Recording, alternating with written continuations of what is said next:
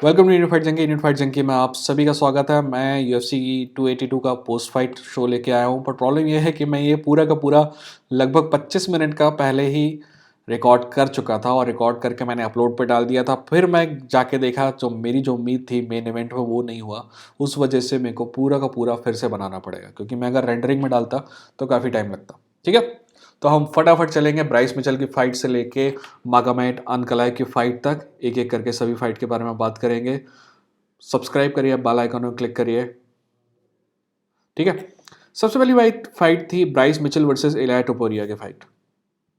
इलाया टोपुरिया जो है पहले राउंड के पहले मिनट से ही लगातार टारगेट जो है फाइंड कर रहा था, बट एक बात थी कि इतनी बुरी स्ट्राइकिंग नहीं थी ब्राइस मिचेल की जितनी हमको लगता है।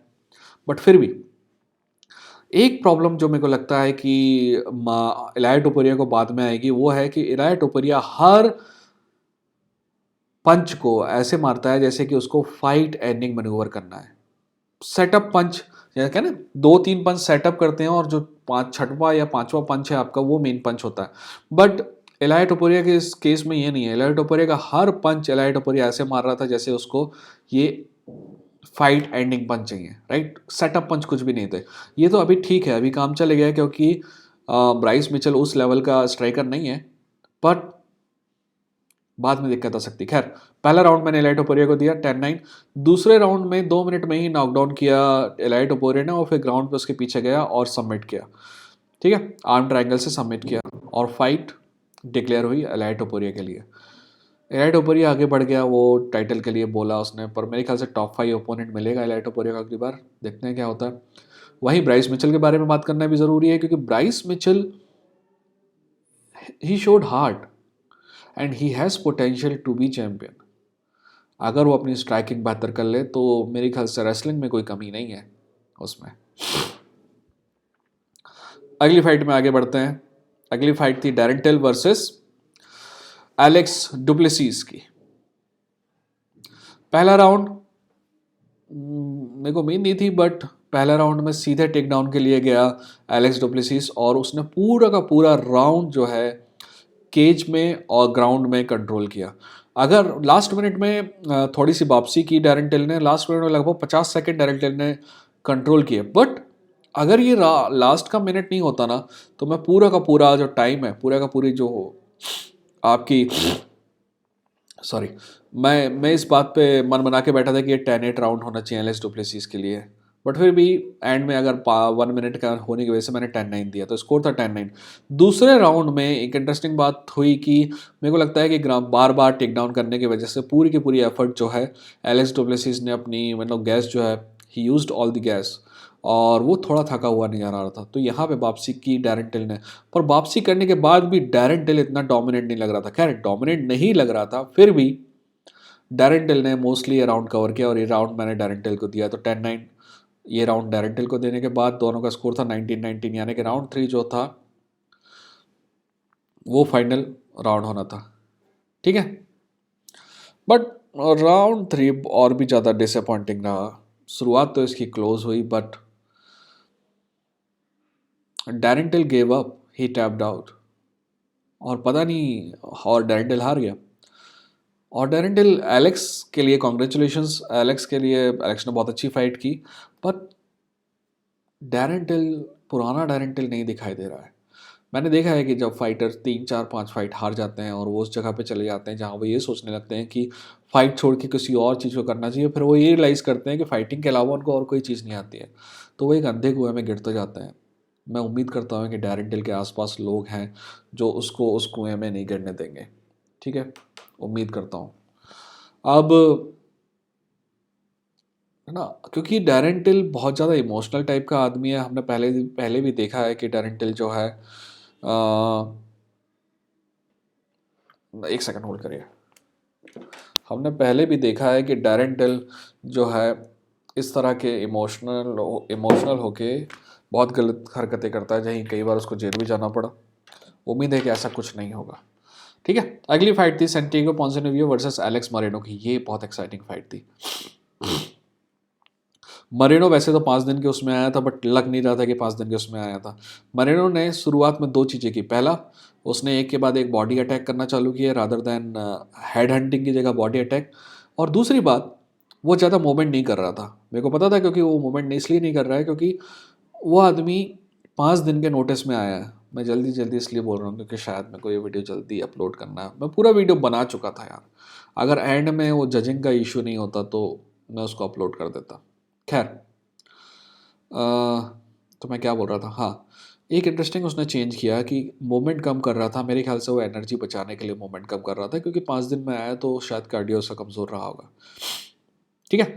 राउंड 1 वैसे तो क्लोज राउंड था, बट फिर भी मेरा मानना था कि मरेनो को ये राउंड दिया जाना चाहिए था, क्योंकि मरेनो डैमेज ज़्यादा कर रहा था। राउंड 2 में जो है नॉकडाउन, एक नॉकडाउन हुआ।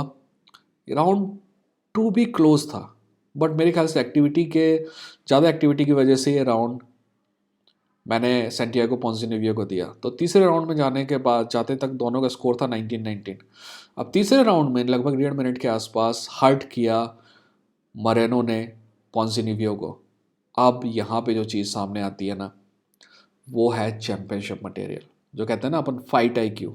अब इस आदमी को चोट लगी यहाँ पे, मतलब यहाँ पे पंच लगा और उसका इक्विलिब्रियम चला गया, यानी कि सुनने की क्षमता शायद चली गई, उस वजह से वो लड़खड़ाने लगा। तो अब उसके पास दो रास्ते थे, मतलब उसने दो चीज़ें सोची। नंबर 1, उसने ये सोचा कि इक्विलिब्रियम चला गया है, इसलिए इसकी रेंज में ना आया जाए, क्योंकि अगर वो हल्का सा भी धक्का मारेगा तो वो लड़खड़ा के गिर सकता है और उसका सारा डिफेंस चला जाएगा। वहीं नंबर 2 चीज़ उसके दिमाग में आई कि अब इक्विलिब्रियम चला गया है तो उसके पास ज़्यादा टाइम नहीं है, उसके पास राउंड ख़त्म होने तक का तो वो वेट किसी भी हालत में नहीं कर सकता, क्योंकि उतना अगर समय मरेनो को देगा तो वो डेफिनेटली नॉकआउट हो जाएगा। तो उसने जो पंचेस, पहली बात तो थोड़ी देर के लिए 10-15 सेकंड के लिए वो दूर दूर रहा रेंज के, ताकि वो अब थोड़ा सा इक्विलिब्रियम जाने के बाद जो बैलेंस अपना है वो वापस से पा सके। और फिर हर पंच में 100% ताकत लगाई, क्योंकि हर पंच उसका फाइट एंडिंग पंच होना था, तभी वो फाइट जीत सकता था। क्योंकि अगर फाइट एंड तक जाती तो मेरे को नहीं लगता कि वो सर्वाइव करता। बट पॉन्जिनियो ने नॉकआउट किया मरेनो को। What a fight! ये फाइट ऑफ द नाइट होनी चाहिए थे। Next fight, co main event, Paddy Pimblett versus Jared Gordon.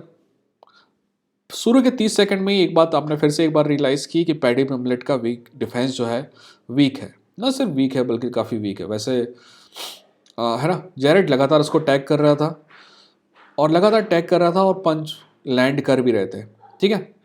Jared Jared range के बाहर से भी टैग कर रहा था और रेंज के अंदर से भी टैग कर रहा था। ठीक है। और कमेंटेटर ऐसे बिहेव कर रहे थे जैसे कि ये फाइट जो है ये राउंड बराबर का था। मुझे ये राउंड बराबर का कहीं भी नहीं लगा। आप भी देखिएगा, ये राउंड बराबर का नहीं था ये राउंड। और फिर बाद में एंड में ये भी हुआ कि जैरेड को एक बार टॉप कंट्रोल भी मिला। ये राउंड मैंने क्लियरली जैरेड को दिया 10-9 से आगे। जैरेड दूसरा राउंड स्टार्ट बेहतर किया, बट पैडी के पास एक बहुत क्लोज चांस था सबमिट करने का। ठीक है। तो वैसे तो ये राउंड फिर भी बराबर ही था, बट फाइट में कहते हैं ना अपन, डैमेज, फाइट एंडिंग मैन्यूवर और फिर कंट्रोल। तो फाइट एंडिंग मैन्यूवर अगर देखा जाए तो आपके पैडी पिम्बलेट के पास था, जब वो ग्राउंड में लगभग बहुत क्लोज पहुंच गया था सबमिट करने के। ठीक है, पर कर नहीं पाया। तो ये 19-19 ये राउंड मैंने पैडी को दिया, तो राउंड 19-19 हो गया। तीसरा राउंड क्लिंच में।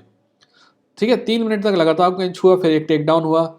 पर ज़्यादातर राउंड जो है तीसरा राउंड जो है मेरे ख्याल से जैरेड ने कंट्रोल किया। देखिए, डैमेज कोई डैमेज नहीं, फाइट एंडिंग मैन्यूवर इस पूरे राउंड में कोई फाइट एंडिंग मैन्यूवर नहीं। राउंड 3 की बात कर रहे हैं हम। कंट्रोल जैरेड के पास था। मैंने ये राउंड भी जैरेड को दिया और मेरे ख्याल से जैरेड इस फाइट को जीता।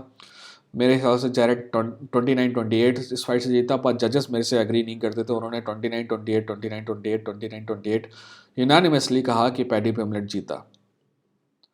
मैं इस डिसीजन से एग्री नहीं करता हूँ, पर फाइट बहुत क्लोज थी, इसलिए मैं ये भी नहीं कहूँगा कि यह रॉबरी है। आप बताइएगा कि आपको क्या लगता है। ठीक है। अब दो बातें हुई जो इंटरव्यू में। पहली बात, 2-3 बातें हुई। पहली बात, इंटरव्यू में आते ही साथ पैडी पिम्बलेट ने कहा कि मैं फ्री में इंटरव्यू नहीं देता, I am getting paid for this interview. No, you are not getting paid for this interview, you are getting paid for fighting. ठीक है। तो ये बकर बंद करने का, एरियल हवानी उस केस में सही था। अब एक और बात हुई इसी उसमें कि जो रोगन ने कहा कि ये फाइट बहुत क्लोज थी, पैडी पिम्बलेट ने कहा कि नहीं, ये फाइट क्लोज नहीं थी। बात तो एक्चुअली मेरे हिसाब से तो पैडी पिम्बलेट हार ही गया था, पर अगर दूसरी जगह भी जाए तो फाइट क्लोज थी। ऐसा तो नहीं था कि एक तरफा पैडी पिम्बलेट जीता। पर वो क्यों बोल रहा है ऐसा, मैं आपको बताता हूँ। क्योंकि उसने इसके बाद और कहा, उसने पब्लिक को उचकाते हुए कहा कि लगता नहीं कि यह फाइट ऑफ द नाइट थी। पता है ये क्यों कर रहा है? क्योंकि उसको $12,000 आने का मिल रहा है और $12,000 जीतने का मिल रहा है। पैसा इतना नहीं मिल रहा है, पर अगर फाइट ऑफ द नाइट होती है तो $50,000 एक्स्ट्रा मिलता है।